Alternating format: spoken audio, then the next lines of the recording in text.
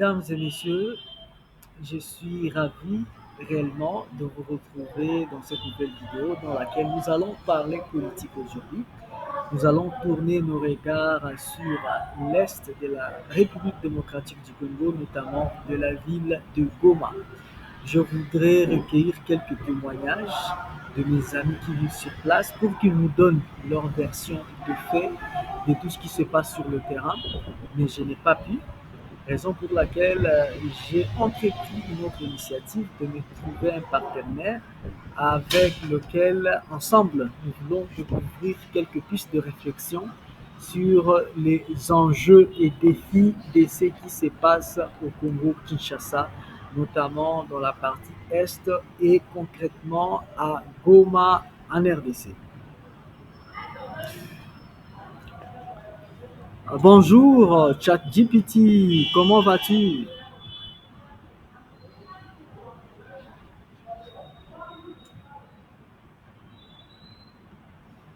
Bonjour GPT, comment tu vas?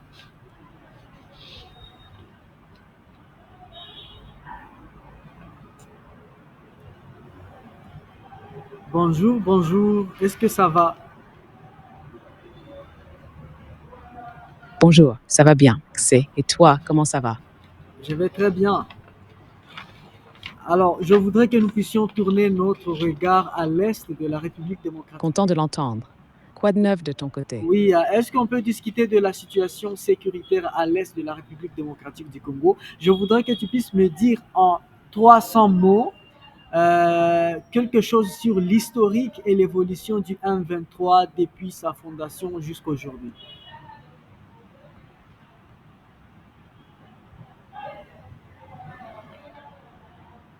La situation sécuritaire à l'est de la République démocratique du Congo, RDC, est marquée par des conflits armés récurrents.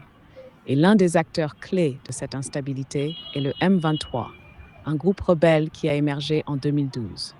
Le M23, ou Mouvement du 23 mars, trouve ses racines dans une rébellion plus ancienne, le CNDP, Congrès national pour la défense du peuple, qui avait signé un accord de paix avec le gouvernement congolais en 2009.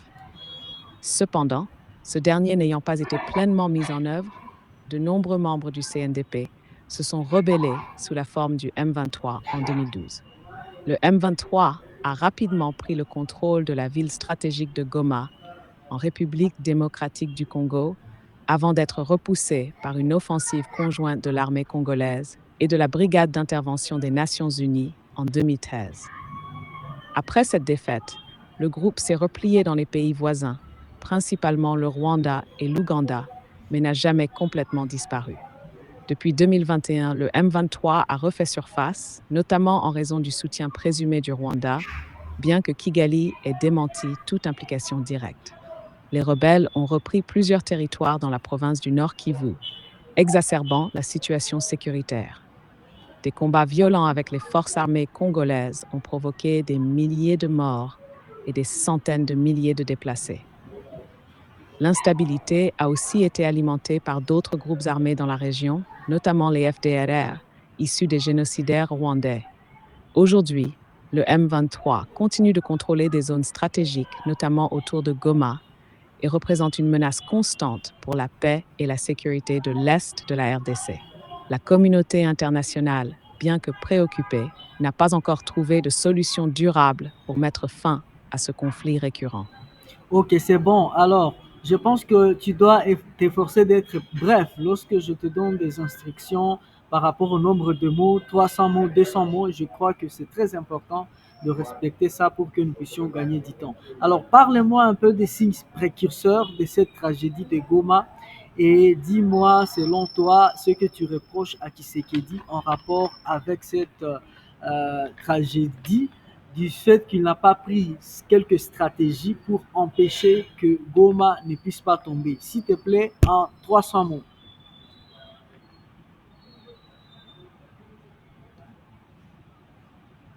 Les signes précurseurs de la tragédie de Goma remontent à plusieurs années avant l'offensive du M23 en 2022. D'abord, l'instabilité dans l'est de la RDC a été constante avec la présence de plusieurs groupes armés, alimentés par des rivalités ethniques, politique et la compétition pour le contrôle des ressources naturelles.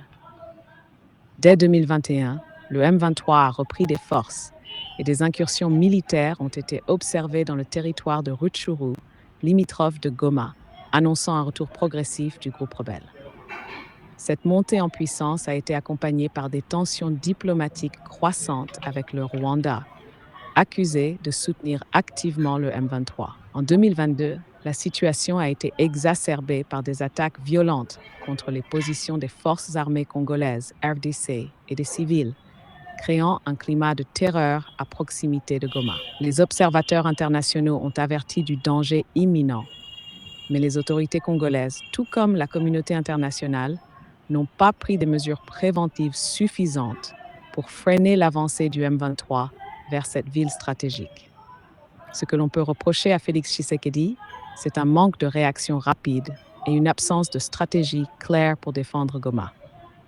Alors que les signes de l'offensive du M23 étaient de plus en plus évidents, l'État congolais n'a pas renforcé ses défenses militaires de manière anticipée. Une action préventive plus vigoureuse aurait pu être entreprise, non seulement au niveau militaire, mais aussi diplomatique, en mobilisant des alliances régionales et internationales pour isoler le M23.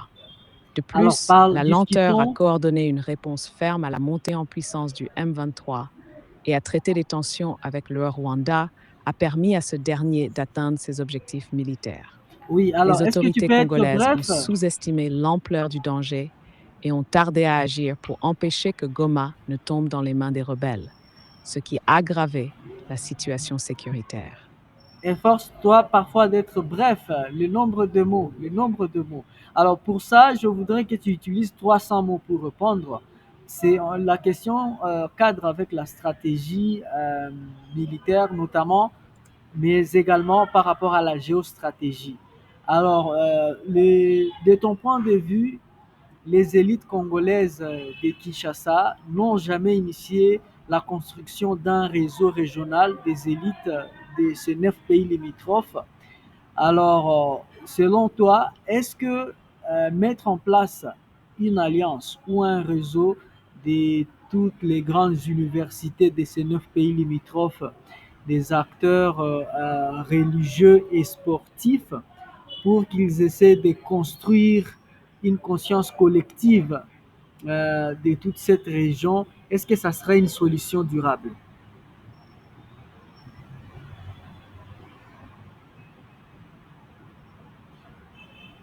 Mettre en place une alliance ou un réseau régional des élites des 9 pays limitrophes de la RDC, incluant les grandes universités, les acteurs religieux et sportifs, pourrait effectivement constituer une solution durable pour renforcer la stabilité et la coopération dans la région.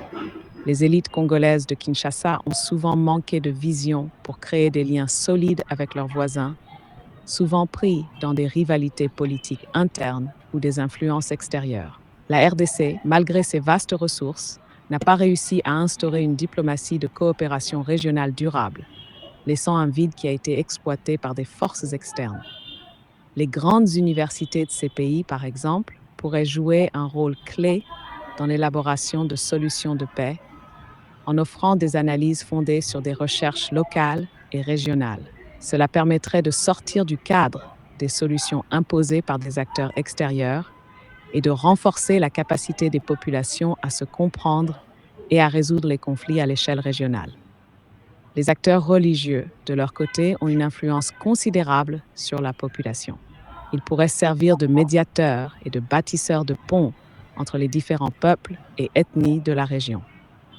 Le sport, en tant qu'instrument de rassemblement, a montré par le passé son potentiel à unir des communautés divisées, en particulier dans un contexte où les tensions ethniques sont fortes.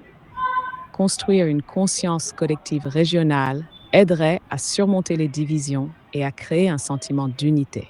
Une telle initiative ne résoudrait pas immédiatement tous les problèmes, mais elle ouvrirait la voie à des solutions durables en favorisant l'entraide et la solidarité. Le temps nécessaire pour que cette vision prenne forme pourrait être long, mais c'est un investissement dans la paix et la stabilité sur le long terme. Alors, tu penses que cela pourrait prendre combien de temps si aujourd'hui ces stratégies pouvaient être mises en place?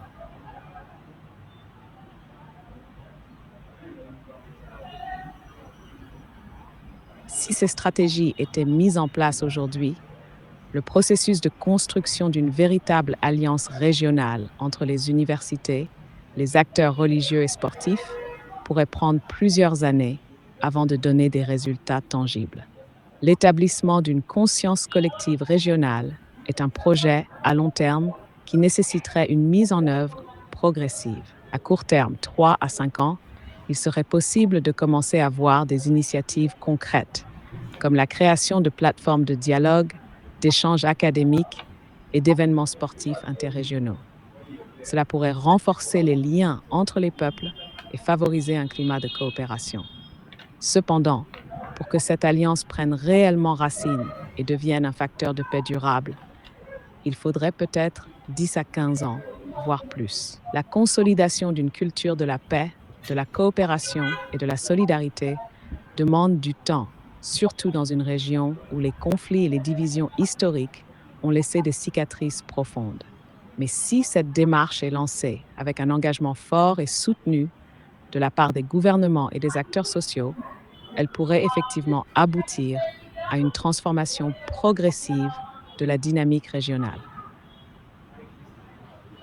Alors, si on considère maintenant que le vrai problème ou la vraie guerre du Congo ne se joue pas entre Corneille Nangaa et Tshisekedi ou entre le FARDC et les 1-23 et que la vraie guerre aujourd'hui et que la RDC doit se battre contre cette culture de la médiocrité et du tribalisme, contre la prostitution culturelle et religieuse et contre la zombification de son système éducatif.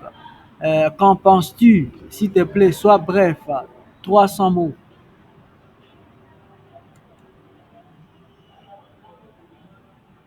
Je suis d'accord.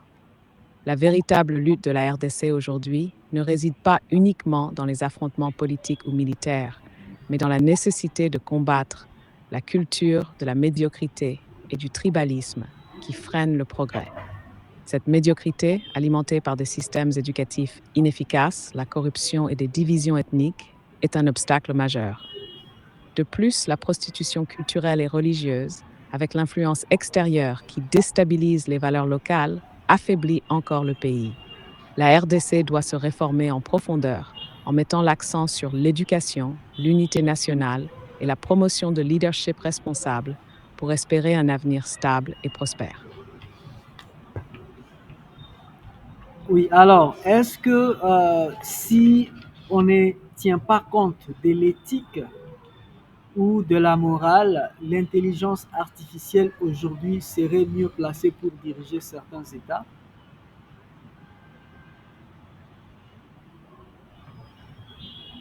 Si on ignore l'éthique et la morale, l'intelligence artificielle, IA, pourrait théoriquement gérer certains aspects des gouvernements plus efficacement que les humains, en raison de sa capacité à analyser de grandes quantités de données, à prendre des décisions rapides et basées sur des faits, sans biais émotionnel ou personnel.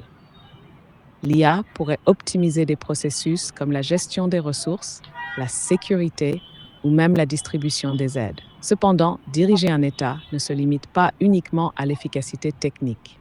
Des décisions politiques engagent des valeurs humaines, des émotions et des jugements moraux qui sont essentiels pour la gouvernance. L'IA pourrait manquer de cette compréhension nuancée des besoins humains, des droits fondamentaux et de la justice sociale. Même sans morale, l'IA risque de ne pas saisir pleinement la complexité des relations humaines, des contextes sociaux ou des enjeux culturels.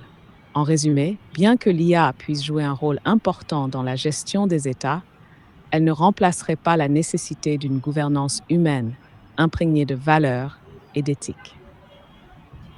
Alors, pour la conclusion, je te recommande de synthétiser, de résumer notre discussion en 400 mots.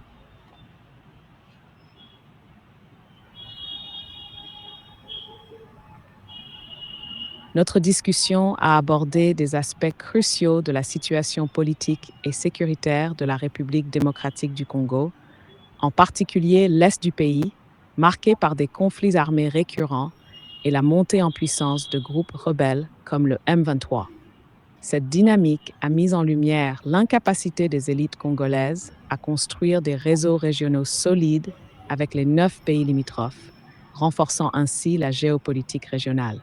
Ce manque de coopération a permis aux acteurs extérieurs, notamment le Rwanda et d'autres pays voisins, d'exercer une forte influence sur la RDC. L'un des grands défis auxquels la RDC est confrontée réside dans sa gestion interne de l'instabilité et de la division sociale, aggravée par la corruption, le tribalisme et une culture de la médiocrité. La question de savoir si l'intelligence artificielle pourrait un jour prendre la tête des États sans tenir compte de l'éthique a également été explorée. Bien qu'il soit possible que l'IA puisse améliorer certains processus de gouvernance, elle ne saurait se substituer à la gouvernance humaine, tant ces dernières nécessitent des décisions imprégnées de valeurs humaines et morales. Une solution durable pour la RDC et la région des Grands Lacs pourrait reposer sur la mise en place d'un réseau régional des élites, incluant les grandes universités, les acteurs religieux et les sportifs. Ces institutions auraient un rôle essentiel à jouer pour renforcer les liens de coopération et bâtir une conscience régionale collective, source de stabilité. Cependant, une telle initiative nécessiterait un engagement de longue haleine, avec des résultats visibles dans une décennie, mais pourrait être le fondement d'une paix durable et d'une gouvernance éclairée. Dans le même temps, le problème de la culture de la médiocrité et du tribalisme reste central. L'amélioration du système éducatif, la lutte contre la corruption et la promotion d'une gouvernance fondée sur des principes de transparence et d'intégrité sont essentiels pour le développement du pays. La RDC doit se libérer de ses handicaps internes pour se tourner vers un avenir plus unifié, où la stabilité régionale et la solidarité entre peuples deviendront des moteurs de croissance et de paix durable. Merci et au revoir. Avec plaisir. Si tu as d'autres questions ou envie de discuter, n'hésite pas.